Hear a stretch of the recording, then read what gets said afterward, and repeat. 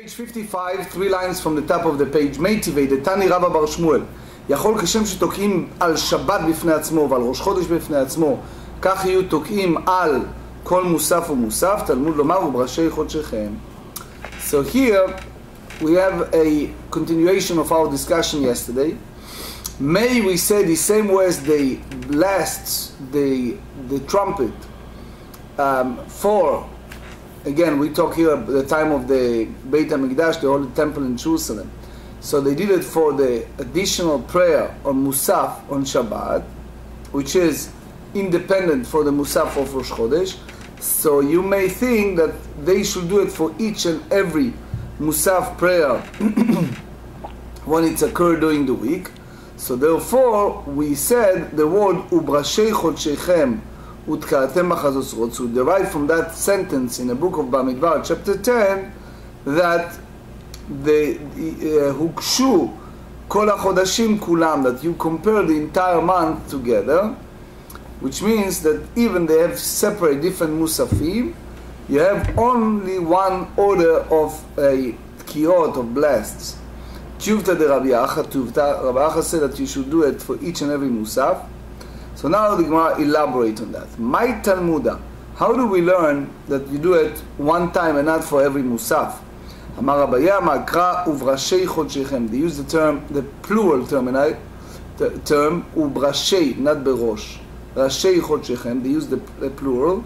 Hukshu kol chodashim ze laze. You compare all the month one to another, which means if you have more than one Musaf, for example, if it's a coincide holidays with Shabbat, you bless the shofar only one time.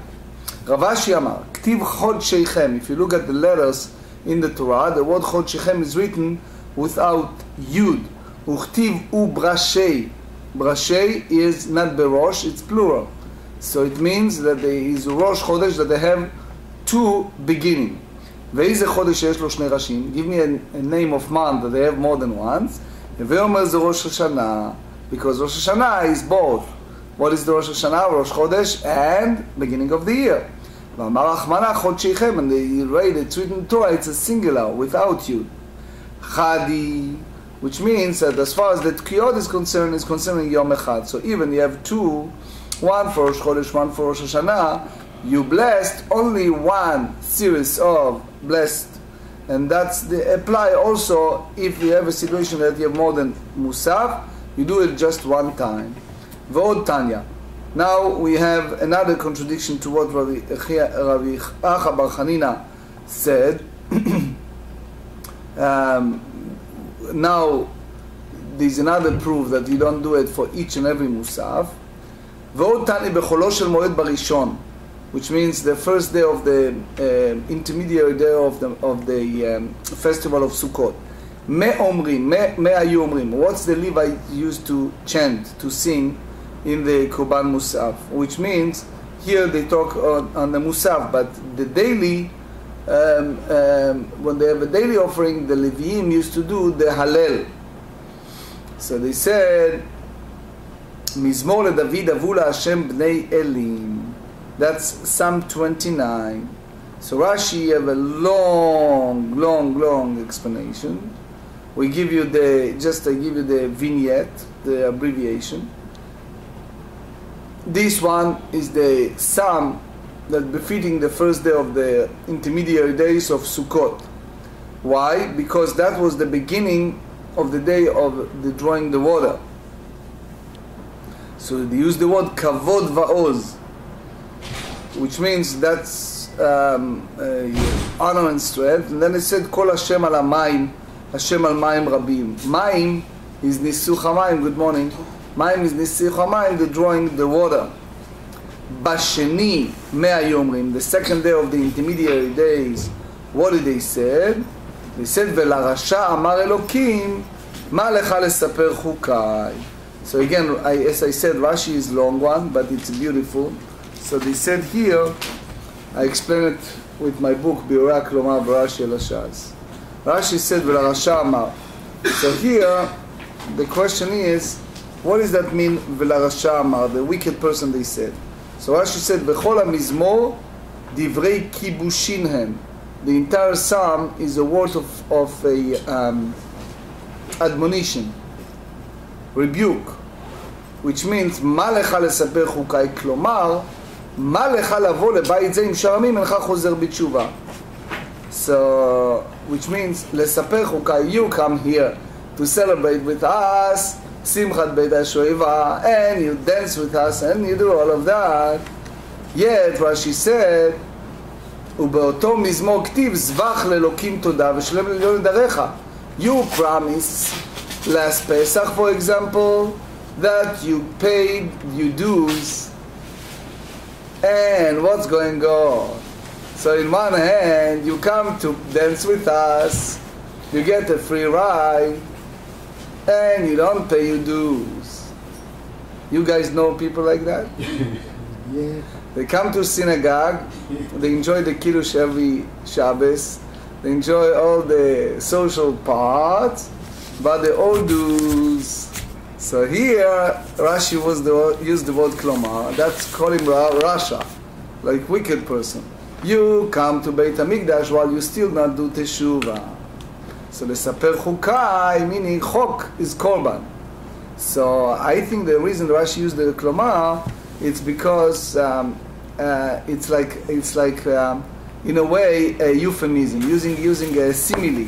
He used a certain example, an expression. The Maharsha in Chidushei Agadot, he said that that's applied to the 70 bulls that he used to bring for all the nations. And so Rasha Amar Elokim, so God said in a way, listen carefully what the Maharsha said. He said, we are doing 70 bulls for whom? For all the 70 nations. And some of them are wicked because they caused the Chorban, this destruction of Beit HaMikdash. So Hashem Kivyachol says, Ma lecha lesaper chukai? Why, in one hand, the Jewish people bring these 70 bulls for all of your nation, and you, yourself, by distracting the Beit HaMikdash, you cause these atonements, but you can throw away the goodness. So, for sure, as I said, it's a long one, but just give you the key. So that's the reason I think they use that, the Rashi use here the word klomar. So one way, as we said, is for someone who delayed his nedarim, his promise, and the other, the Maharsha, is applies Sukkot. Basically, we explained several times the issue of Bal Te'acher, who count the year from Pesach to Pesach. So if someone commit himself to pay dues or to give a offering, and it's Pesach, so you have about a year. So he passed Pesach, he passed Shavuot. Now it's the end of Sukkot when they dance the Simchat Beit HaShoeva, so you're getting close to the end of the time of that you're not in violation of Bal Te'acher, that you pass due time. And the worst thing happened to a person is playing games with Hashem, which is Hashem said that this is a due date, this is a time date. It's another important point here. The end of the Mizmor, the end of the Tehillim, that the sons, they said, Zoveach Toda Yechabdaneni, someone will bring the offer, Yechabdaneni. So the question is, the Khatam Sofer asked, why they repeat the word, the letter Yechabdaneni? Why there's two nuns? So he explained beautifully, he said, what happened? Someone did all kind of things, Hashem inflicted illness upon him, and then Hashem healed him. So there are some people who complain, who says, why you cause me this sorrow? So he said, Soveach Toda Yechabdaneni, one who bring the offering, show me respect to Hashem Kivyachol, because he understand that I did good to him by bringing the sickness, and I did good to him by accepting his teshuvah and healed him. So that's the double nun, the Khatam Sofer said. Anyway, then the next one, Bashlishi, and the third day of Chol HaMoed, the intermediary day of the month of the festival of Sukkot, Mea Yomrim, what they said, the second part of Psalm 94, Mi yakum li mirei, So Rashi said 2 points here. Point 1 is that Mizmor divided to 2 days, that psalm. And they speaks about serving Hashem at a time of sorrow. And he said that's applied to the era of the Second Temple, when the Jewish people are under the Greek, Persian, and Rome, and even they have all this suffering. Rashi said they didn't avoid themselves from being part of being pilgrims and enjoy the Beit HaMikdash, etc. So even we are in a time of sorrow, we're not avoiding ourselves for partake of the Simcha of Beit HaMikdash. So Rashi here said, Mi yakum li imerein. So again, I'm using my book. He said, Sarapai bekirbi tanchumecha yishashu nafshi, aval bi tzarotenu. So, in a way, in order to understand this klomar, I would like to use a story. And the story, it's about Reb Meir Shapira in Lublin. As you know, the one who came with the idea to have a Daf Yomi was the rabbi of city of Lublin, that originally was a Rosh Yeshiva. He built a yeshiva called Chachmei Lublin. It's a very well-known. And the story goes that he met once the Ponevezh Rav Kahaneman of Ponevezh. He married a wealthy woman, and they never have a children. So they took all the money and they built a yeshiva. Big yeshiva. And because it was a new idea to have a yeshiva and they have a tremendous amount of needs, so they went to the huge debt. They couldn't cover the yeshiva expenses, and that was their baby. They never have their own children. So, as you know, I studied in yeshiva called Knesset Chizkiyahu in Kfar Hasidim, part of my studies in my childhood. So, in the yeshiva, one of the rabbis, his name is Rab Uri Kellerman, may he rest in peace. So he had a cassette, recorded cassette, of Reb Meir Shapira in Lublin that sang this song that he composed. He was unbelievable composer and singer. So this is, in my time, I'm speaking the yeshiva's time, 30 years ago, was very popular song. They sing it all the Shabbat afternoon and all kind of life cycle event. They used to sing that song, Ima Marti Matagli, that sound. And that song divided to 2 parts. There is one part that he is really crying, and then the second part is more ergai, it's more yearning, it's getting a little happier, the second part of the song. Very, very popular in the Shiva world. So the story goes that when Reb Meir Shapira was in a huge financial debt, the yeshiva, so he met the Ponevezh Rav and he advised him to go to America. But in those years, pre-World War II, go to America, it wasn't Yeshiva world that established in 2014. It's a 2 different America. So they sit together and they make like a little banquet for him before he leaves to America in order to raise money. So at that time he chanted that song that he composed, Ima Marti Matagli, that even I feel that Hashem is like very harsh on me, still I believe in him. And that's based on the story we just said, that people in doing the Second Temple have all this hardship, yet they come to Beit HaMikdash and celebrate the Simchat Beit HaShoeva, and they dance and everything, that believe in Hashem regardless. So he sang that songs with such a emotion, such feelings that he composed, that everyone cried with him at that time, because he needs now to travel to unknown place to raise money for yeshiva. He puts everything on him and his wife. So then he came to America, and he's unknown, so he treated accordingly. So when he was about to leave, what happened is someone offered him a job. It was close to high holidays, to be a cantor, to be a chazan. Since he has a beautiful voice, he got the job. So no one else can sing like Reb Meir Shapira. Oh, now it's a Chazan Shapira, it's a Kentu Shapira. The Americans treated him differently.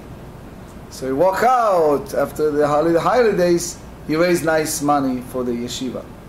From that point, he was able to come often to America and to raise a lot of money, and he built the yeshiva that became the prominent luminary example of the Torah scholarship.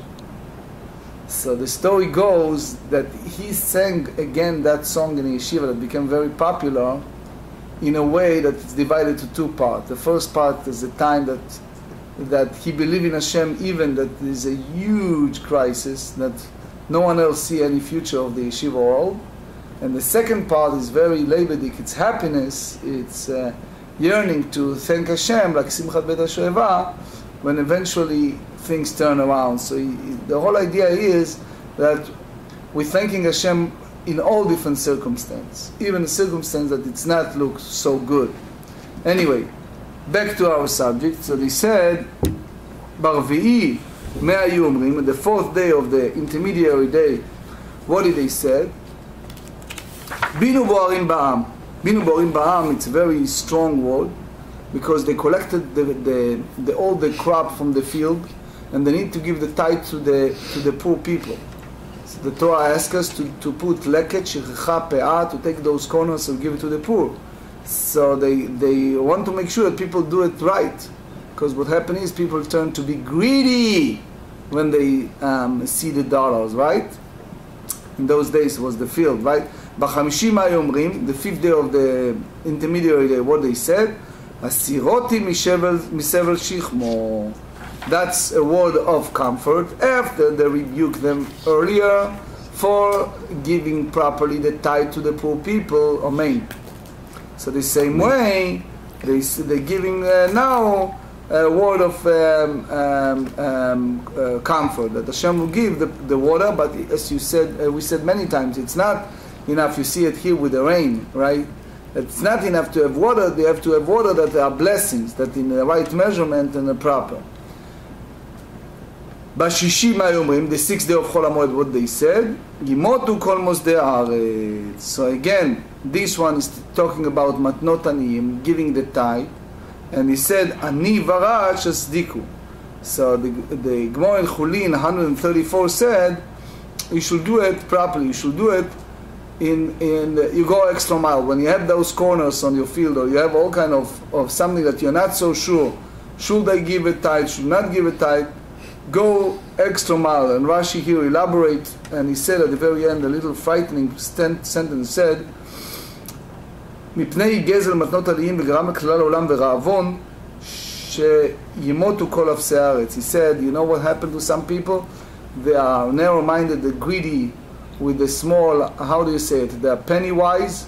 And pound foolish. Yeah. Yes, they go with and they save small, but they lose big time. Right. Anyway, Yimotu Yidche. So, which means you continue with the series of songs, which means the first day they sang the one that yesterday but was postponed. Rav Safra Manach Behu Simana. Rav Safra gave like a little mnemonic, the acronym, and it's Hey Vav Mem Beit Hey Yud, which is it's abbreviation of those psalms. Rav Papa Manach Behu Simana, the same, Hom Habi V'Simanach Ambuha de Safre, which means it's like people who go to Mavoy, to the alleyway of a teacher of young children, because they are by them at that time. So that's the abbreviation acronym. Tuvta de Ravacha Bar Chanina Tuvta. So they said V'ara B'Yacha Bar Chanina Krao Matnita Kama. You learn from the pasuk that said Itkeu Ma'Braita. It's written that everything, הכל לפי המוספים יתקעו. So, אמר אבינה, לומר שמעריכים בתקיעות, which means that it's not that they do it for each musaf, but only when they have libation of the entire Musafim, then they lend the tkiyot. רבנן דקיסר משמד רבי אחא אמרי, לומר שמרבה בתוקעים, which means that when there are several Musafim, so he add the number of people who blasts with the trumpet, and they are all blow together, but you not add the amount of the tkiyot. So Rashi said, since they all do it together, they consider one. I know that some shuls have at the end of Musaf, at the end of Ne'ilah and Yom Kippur, they have several people who come and blow the shofar together. I heard that minhag in some places. They have this minhag that excluding children, they come blow the shofar together. So anyway, here Rashi said, it's considering this one tikiyah. So since we talked earlier about two parshiyot that occurred on the same day, so here they dealing with something similar that you mentioned during the additional prayer, the Musaf prayer, the Musafim of that day, versus in the festival of Sukkot, they're not equal, so they go differently. For example, our diaspora that is 2 days because it's not clear which one, so you don't say the second day, the one Musafim that relate to the first day. V'anandi tlatri yome, we are people of Chutz La'aretz, we are people in diaspora, have 2 days, which means 2 days of festival, and we don't say the second day, u'bayom hasheni yehechav dinan. How, if you look at our prayer books, it's different when you are in Chutz La'aretz than Eretz Yisrael. So he said, Abaya amar sheni yidache, Rav amar shvi yidache. Again, since they are not so sure, so Abaya hold that the second day should postpone, and Rava said that the 7th day should postpone. So it means, according to Rava, since the first day of Chol HaMoed you said Bayom HaSheni, you go by that order the entire week. Tanya Kvatei de Rava. So we learn Im Chal B'Shabbat Yud B'Echad Meh. So therefore, one of the songs of the intermediary days postponed because of Shabbat. So you said the song Gimotu Kol Mozdei Aretz, that usually they said the last day of the Sukkot. Yidache, you shouldn't say. So it means that the song of the intermediary day that postponed on Shabbat was said the following day, and the last song was uprooted, and that basically followed the Rava. And the third opinion, Atkin Ameimar Ben Ahardea, the Midalgei Dalugei.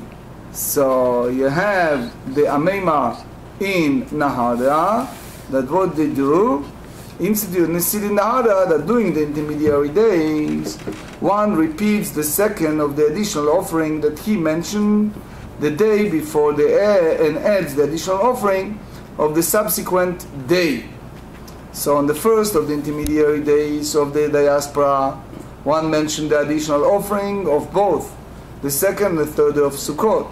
On the second day of the intermediary days, you want to repeat the verses of the third day of Sukkot and adds the verses of the fourth day. And that's, you go day by day. That's the Ameima. Now, the truth is, if you look at the code, in Tafrei Samech Gimel, he said that, and he said when it's come to Shana Rabbah, the whole order will change. 55b, Mishnah, Yom Tov Arishon Shel Chag, היו שם 13 פרים, אלים 2 ושעיר 1. The Gemarrah in Ta'anit, page 27, tells us that Moshe Rabbeinu, Moses, divided the shifts of the Kohanim to 8 different shifts, which means there are 4 from the sons of Elhazar and 4 from the sons of Itamar. Later, when they increased the amount of Kohanim, this is the time of the prophet Samuel, they divided them to 16. And later, when they increased more, they divided them to 24. So each one of them served in Beit HaMikdash 1 week, from Shabbat to following Shabbat, and the people, the Kohanim that partake of that, they get the portion of their work. And so they all the three festivals, all the 24 mishmarot, the shift of the Kohanim, they go to the pilgrim, to go to Beit HaMikdash and bring the offering because of the festival. There are those festivals that they have relatively few offering, so they make a lottery. But since Sukkot was a festival that have many offering, they didn't do a lottery, but all the mishmarot, all the shifts come and offer. So now they explain how they do it. So they said the first day of the festival of Sukkot, it was 13 bulls. I think this is a nice Kehati picture. You see, and it was 14 shifts to 8 shifts, because the Musafim of the first day of Sukkot were 13 bulls, 2 rams, and 14 kvasim, sheep. Now, Bayom Arishon, the first day, which was 8 sheep for the 14, so Shisha makrivim shnayim shnayim, והשאר אחד אחד, 6 brought 2 pairs and then 1. בשני, that it to reduce 1, 5 מקריבים 2 2 ואחד אחד אחד. בשלישי, 4 מקריבים 2 2 והשאר אחד אחד. Again, let's go less 1. ברביעי, 3 מקריבים 2 2 והשאר אחד אחד. בחמישי, 2 מקריבים 2 2 ואחד אחד אחד. בשישי, 1 מקריב 2, which is 2 כבשים and the rest, והשאר, the other 12 ואחד אחד. בשביעי, כולן שווים. So you have 14 mishmarot for 14 kvasim. Bashmini, that bring only 1 bull. He said it's not enough. Chazru lefayez, to go back and make a lottery. And they said, kevar galim. So you cannot make it equal to all of them. Amru, this is the make a general principle. Mishi kriv parim hayom lo yakrib lemachar. The one who brought it today shouldn't do it tomorrow. Why? Because they want to make it in a maximum fair way. Ela chozrim chalila. They go back to the cycle, the routine that they have. So now the Gemara said, we said that in Shmini Atzeret they return to do the pais the same as the holiday, the festival. So now the Gemara have the assumption that all they make the lottery for all different mishmarot when it comes to Shmini Atzeret. So they said, Neima matnitin hi velo rabanan. Let us say that the Mishnah that says that on the 8th day they return to the standard lottery of the other pilgrim festivals is according to Rabbi Yehuda Nasi and not according to the sages. The Tanya. Paraba bashmini, bull that come on Shmini Atzeret, בתחילה מפייסים עליו, דברי רבי. So it's a new one. It's not part of the continuation of the קורבנות החג, the offering of the festival. והחכמים אומרים, אחת משתי משמרות דלא שילשו בפרים. They didn't do it, which is the last 2 משמרות, עושה אותו. So now the Gemara rejected, said, Afilu tema Rabbanan. So the problem is only 2 of the 24 watchers sacrificed 2 bulls over the course of the Sukkot. Each of the other watchers sacrificed 3 bulls, since the Mishnah mentioned that the lottery was held. Apparently the Mishnah is according to the Rabbi Yehuda Nasi. So the Gemara rejected, said, Afilu tema Rabbanan, ad u'shte mishmarot lo afuse bai. So they don't need to make it. כמן אז לעדתניא, כל המשמרות שונות ומשלשות. They make it in a festival twice and 3 times. חוץ משני משמרות, excluding the last 2, ששונות בין משלשות, only twice, not 3 times. נאמר רבי ולא רבנן, because according to the sages, one of the 2 watches, they have the 3rd time, which is the Shmini Atzeret. הוא עשה אפילו תמר רבנן מאי, לא שלשו בפרה אחד. The bulls, so they didn't do it 3 times. My kamashman, what do you derive from that? Kamashman, mi sheikriv parim hayom, lo yakriv lemachar. The one who bring bulls today should not bring the following day. Ela chozrim chalila. Rather, they rotated. So therefore, each watch sacrificed at least 2 bulls, and most of them sacrificed 3. Oh, Rabbi Elazar, המשיבים פרים כנגד מי? That's beautiful. They said that they have 70 bulls that sacrifice an additional offering over the course of 7 days of Sukkot. So, of what they correspond? כנגד 70 אומות, in the correspond of the 70 nations of the world. So they give it for atonements that the rain will come properly, the entire world, because they make decision in heaven what's going to happen with the rain, with the water, during the festival of Sukkot. So,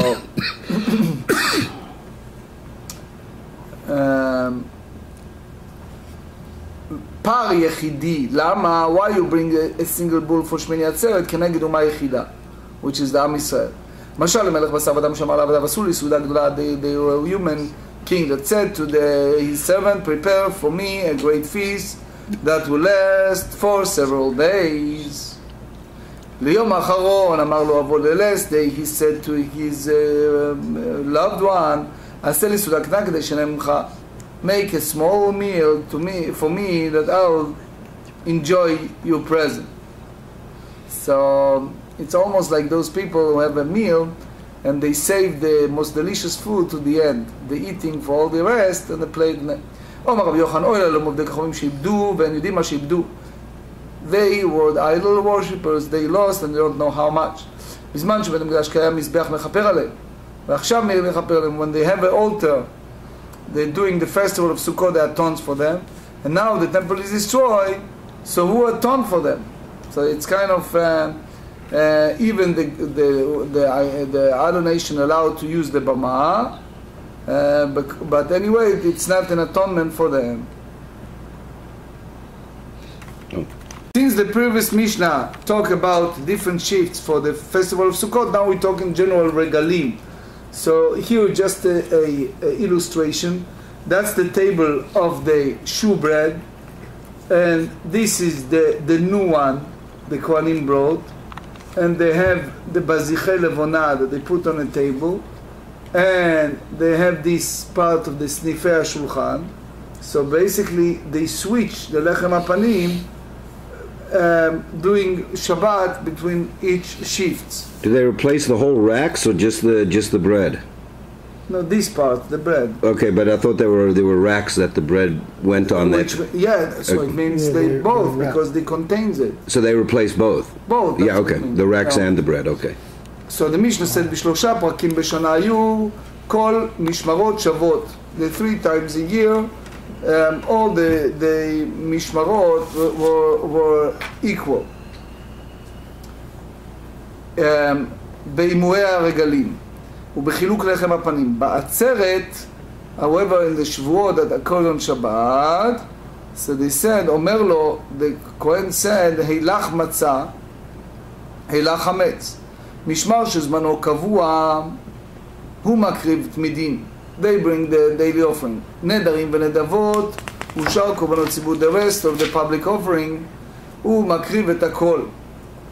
So it brings all the others.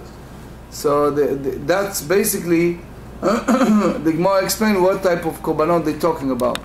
So it said imurei regalim. The Gemara asked, what is imurei regalim?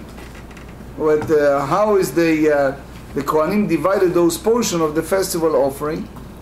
So they said shel gavoa ninhu. They belong to God and must be placed on the altar. So how do the Kohanim watchers share this portion? So Amar Rav Chizda lema she'amur b'regalim. So that was stated amur with regard to pilgrim festivals. So the idea is that the portion of the korbanot, of the offering, that the Torah command to sacrifice in Beit HaMikdash, that are not burned on the altar and are shared with the priest. For example, hides of the burnt offering, of the appearance and the breast of the thigh of the festival peace offering. How do you know that all the watches are equal in the portion of the festival offering? So they said, Talmud Lomar, we learn from book of Dvarim, Deuteronomy chapter 18, the pasuk said that he comes with all his desire of his soul to Hashem, then he shall minister. So you understand, Yachol Ab Bimot Hashana Ken, that may apply to the rest of the year days, that the Kohanim watches will be equal status. Talmud Lomar, therefore, they said, Me'achad She'arecha, from one gate. So I explained my book, Birah Klomar Berash El Hashas. So Rashi said here, כשכל ישראל נכנסים בשער אחד, כלומר בעיר אחת. So usually Petach is the place that the people enter. But here it means the city. So you see it in the Shoftim. He said, Shoftim v'shotim ניתן לך בכל שעריך. So Rashi said, שעריך, it means in every city. That's based on the Gemarrah in Makot, page 7, that in Eretz Israel, the Gemarrah said it's an obligation to have Batei Din in every single city. תלמוד לומר, מאחד שעריך, לא אמרתי אלא בשעה שכל ישראל נכנסים בשער אחד, which means that the pilgrim festival that they all enter in one gate. ובחילוק לחם הפנים, תנו רבנן, מניין שכל המשמרות שעבוד בחילוק לחם הפנים, how do you know that all the משמרות of priestly watch have equal status in distribution of shewbread? 6, תלמוד לומר, we learn in book of Devarim chapter 18, חלק כחלק יאכלו, they shall have like portions to eat. Said כחלק עבודה כחלק אכילה, the same way as the work as the eating, they're all equal in the pilgrim. ומה האכילה? What is the food? אילם הקורבנות, מעטם נפקא, לכהן המקריב אותה לא יהיה. That's the book of ויקרא, Leviticus chapter 7. אלא לחם הפנים, you have to say that is a shewbread, that they're not part of the service of Shabbat, as it was baked the previous Shabbat. יכול אף בחובות הבאות שלא מחמת הרגל ברגל, such as additional Shabbat that occur during the festival. תלמוד לומר ללבד ממכריו על האבות, beside the transactions of the father's houses. That's Deuteronomy 18. ממכרו האבות זה לזה. What did the forefather of each watch sell each other? אני בשבתי ואתה בשבתך, which means that they make a deal that each משמרת will walk in the Beit HaMikdash in different week. So that condition applied to that each watch was right to perform the temple service do its appointed times week, and they receive all the Kohanim gifts offered during those weeks, and that's the way that the language of chelek kechelek yochelu, that's something that it relate to food, which is the shewbread, that you have eating achila, but doesn't have the avodah. Rambam, ספר עבודה, הלכות מידין ומוספים, chapter 10. שיר של חג הסוכות. On each day of Sukkot, a unique song accompanied the additional offering. During the Chol HaMoed, the intermediary days of the festival, they will recite the psalm designated in the Braita, in the sequence prescribed by Rav Safra. On the first day, intermediate day, each of them have a different part of the song. Now, in regarding to Torah reading, so that's Shulchan Aruch Orach Chaim 663. In Eretz Israel, the custom is for the first person to call the Torah to read the passage that mention additional offering sacrifice on that day. For example, the first day of Chol HaMoed, intermediary days, the first portion called the Torah called on the second day, from the book of Bamidbar Numbers, chapter 29. The next three people called the Torah read the same passage outside of Eretz Israel, where there is a uncertainty with regard to when the festival starts. The Torah reading consists of passages from Numbers chapter 29, read in the previous day in Eretz Israel, as well as the passage read in Eretz Israel on the day. So according to Beit Yosef, on the first of the intermediary days, which means the third day of the festival, the first person called the Torah read, and on the second day, and the second day on the third day, etc., etc. That's basically this is to produce for the rest of the intermediary days of the festival. That's the Rif and Rosh and the Ran. The Remar rules that the first day of the intermediary days, the first person called the Torah reads, and on the second day, and the second you read on the third day, etc., etc., etc., up to the 7 days. And this is the Ashkenazi custom and the one who elaborates is the Shulchan Aruch Or HaChaim 663. When it comes to Musaf and Chag HaSukkot, so there's a Rambam, it said in Mechot Midim Musafim chapter 10, during the festival of Sukkot, all watchers shared equally in sacrificing the additional festival offering, and each had the opportunity to sacrifice the bulls, the rams, the goats, and the sheep. As the Mishnah said, the Rambam agrees with Rashi that each watch sacrifices in the other side of the book of Chronicles, and there was no special pice, no special lottery. Korbanot haba'im baregel, certain offering was in the sacrifice during the festival that are unrelated to the festival. For example, the daily offering and the personal offering such as vows and a sacrifice by the watch scheduled to perform in temple service in the offering. That watch received the portion and the hides of the animal. That's Rambam, Sefer Avodah, Ilchot Klei HaMikdash, chapter 4. He also said in that phrase that all the watches share the festival offering equally during the Pilgrim festival. Likewise, they share the 2 loaves on Shavuot equally. When one of the festival days coincides with Shabbat, all watches share equally in the distribution of the lechem hapanim, of the shul bread.